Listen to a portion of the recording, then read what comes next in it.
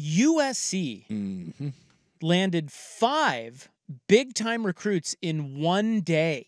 How many was that? 1, 2, 3, 4, 5. The number of those recruits, 5. 1, 2, 3, 4, 5. Yeah. So 5-star quarterback Juju Lewis committed to USC. I can't remember what day it was, Saturday or Sunday. He is at a high school in the state of Georgia, which makes it even more interesting. Then a defensive lineman who is a 5-star kid by the name of Justice Terry flipped. He is also from Georgia and had committed to Georgia, but he flips from the Bulldogs to USC. Yeah. Both 5 stars. 4-star edge Isaiah Gibson commits to USC over Georgia and Oregon. And then 4-star safety Hilton Stubbs commits. He's from Jacksonville, Florida.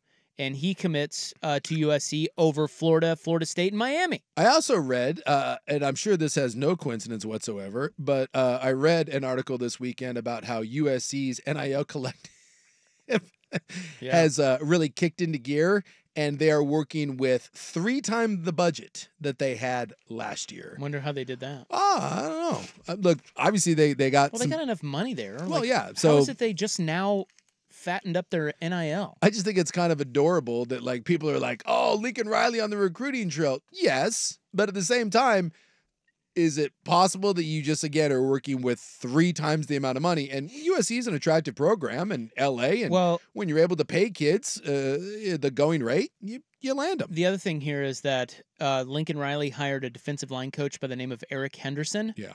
And Eric Henderson, I guess, is he's just a hammer recruiter. He's friends with Aaron Donald, and everyone wants to play for Henderson because they're back to touting that, hey, you want to play in the NFL, you come play for me. And they got Anthony. And there was another guy. Sorry, there was the 5th recruit. He's a 3-star kid, but his name is Gus Cordova. He is also a defensive lineman, and he committed to USC from a high school in Austin, and he chose USC over Texas A&M and Oregon. They called him the 4th best defensive lineman in the state of Texas. And they got the defense coordinator Lynn from Anthony Lynn's kid from UCLA, who people are really high on. Again, a really good recruiter.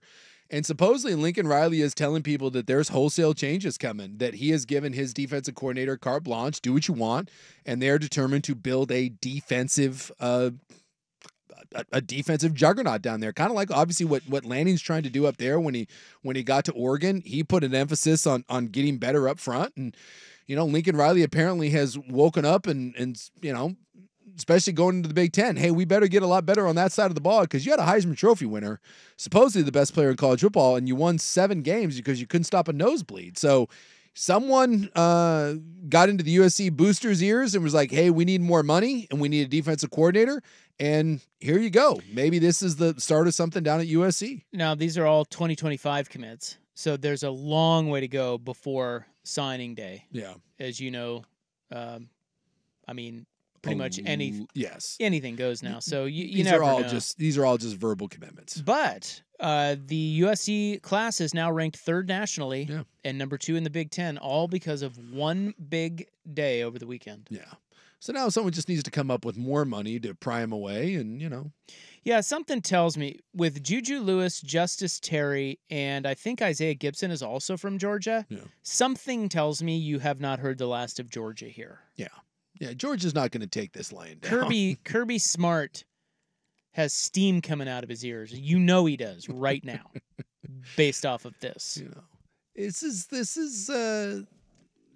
just big time college football now. But it does feel like, there's always been flip flops, but it feels now, especially early on in this process, that more so than ever this is happening because NILs are promising kids one thing, and then sometimes they don't deliver, and other people can, you see what the going rate is, you can come up with more. And, like you said, a lot can happen between now and then. Yeah, somebody text the Vancouver Ford text line. Yeah, wait until they go 7-5 next year in the Big Ten and those recruits are in the portal.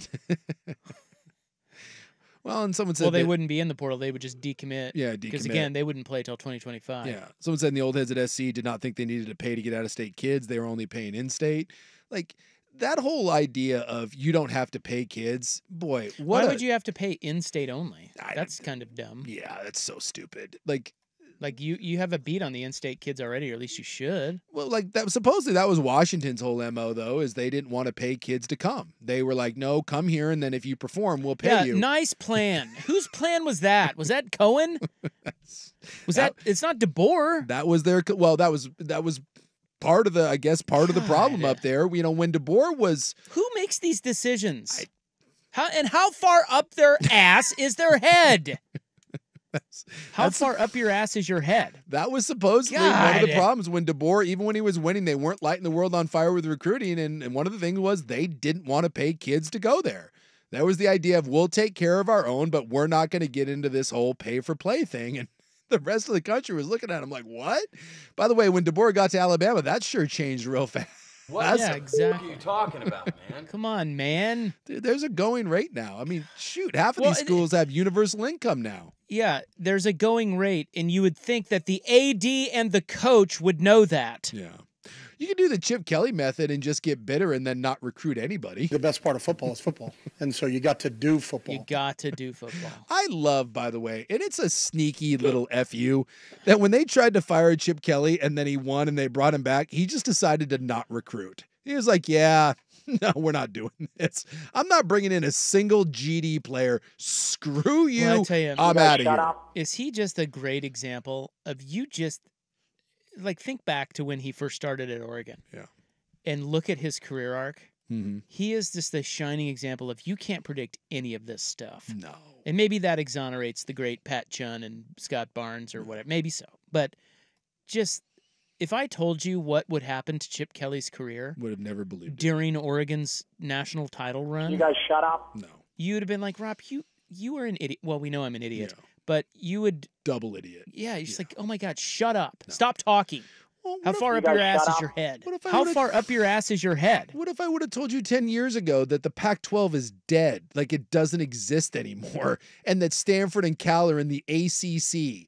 You want to talk about your head being up your ass? I'm very confident. Yeah. It's What's one the thing- bigger shocker?